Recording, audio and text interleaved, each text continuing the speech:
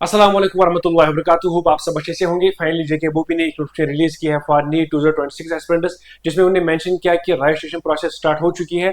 मैं इंशाल्लाह आप लोगों के साथ डिस्कस करूंगा कि कौन कौन से डॉक्यूमेंट्स आपको अपलोड करने हैं और क्या क्या चीजें इस नोटिफिकेशन में मेंशन किया गया है। आपको पता है कि पहला स्टेप जो होता है वो रजिस्ट्रेशन प्रोसेस है।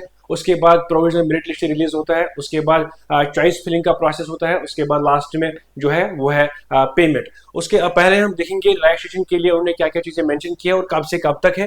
अगर हम इस नोटिफिकेशन की ओर देखेंगे डायरेक्टली, इसमें उन्होंने मेंशन किया है कि 7 अगस्त से लेके 10 अगस्त तक आप रजिस्ट्रेशन आराम से कर सकते हैं। कौन कौन से डॉक्यूमेंट्स आपको अपलोड करने हैं वो मैं इंशाल्लाह आपको बताऊंगा। पहला ही पॉइंट उन्होंने मेंशन किया कि नीट यूजी स्कोर कार्ड 2026 आपको अपलोड करना है। 10+2 मार्क्स कार्ड आपको अपलोड करना है। डोमिसाइल सर्टिफिकेट आपको अपलोड करनी पड़ेगी। उसके बाद कैटेगरी सर्टिफिकेट अगर आप लोगों के पास है वो आपको अपलोड करनी पड़ेगी। उसके बाद डीओबी सर्टिफिकेट मैट्रिकुलेशन ये भी आपको अपलोड करना पड़ेगा। उसके बाद अगर हम उन स्टूडेंट्स की बात करेंगे जो कि यूटी लद्दाख से बिलोंग करते हैं, उनको वहां पे सर्विस बॉन्ड अपलोड करना पड़ेगा। उसके बाद ओबीएस ईडब्ल्यूएस एंड पी&बी students category certificate shall be as per the proforma prescribed for the UT and J and K. ठीक है।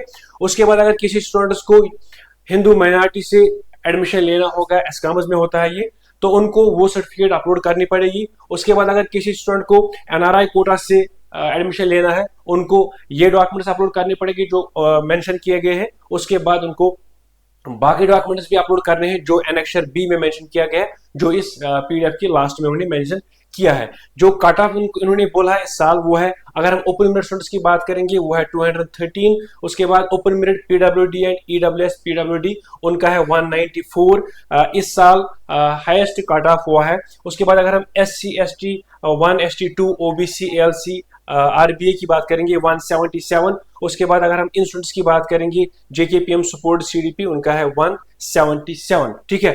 अगर आप लोगों का स्कोर 213 से अबो है ओपन मेरिट में आप काउंसलिंग के लिए अप्लाई कर सकते हैं, रजिस्ट्रेशन के लिए जा सकते हैं।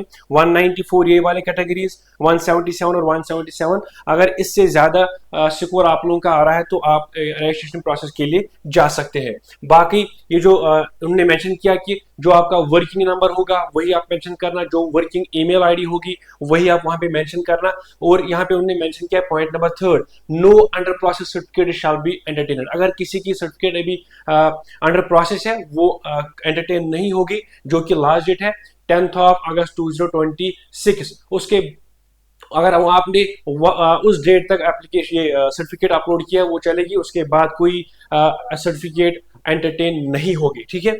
बाकी ये आप आराम से नोटिफिकेशन पढ़ सकते हैं, क्या क्या पॉइंट्स उन्होंने मेंशन किया है वो आप आराम से देख सकते हैं। अगर आप लास्ट की बात करेंगे, लास्ट में उन्होंने ये वाले रोल नंबर्स यहाँ पे मेंशन किए जिनका रिजल्ट पहले नहीं आया था, इनका रिजल्ट उन्होंने यहाँ पे मेंशन किया है। कुछ स्टूडेंट्स का रोल नंबर यहाँ पे उन्होंने मेंशन किया है। और अगर हम एनेक्सर बी की बात करेंगे, एनआरआई स्टूडेंट्स के लिए है, वो आप आराम से पढ़ सकते हैं। जिसका भी एडमिशन लेना होगा एनआरआई कोटा से वो आप आराम से देख सकते हैं। कोई भी हेल्प चाहे होगा रिगार्डिंग दिस नोटिफिकेशन तो आप कमेंट सेक्शन में लिख सकते हैं। मिलेंगे नेक्स्ट वीडियो में, तब तक के लिए इजाजत दीजिए। अल्लाह हाफिज।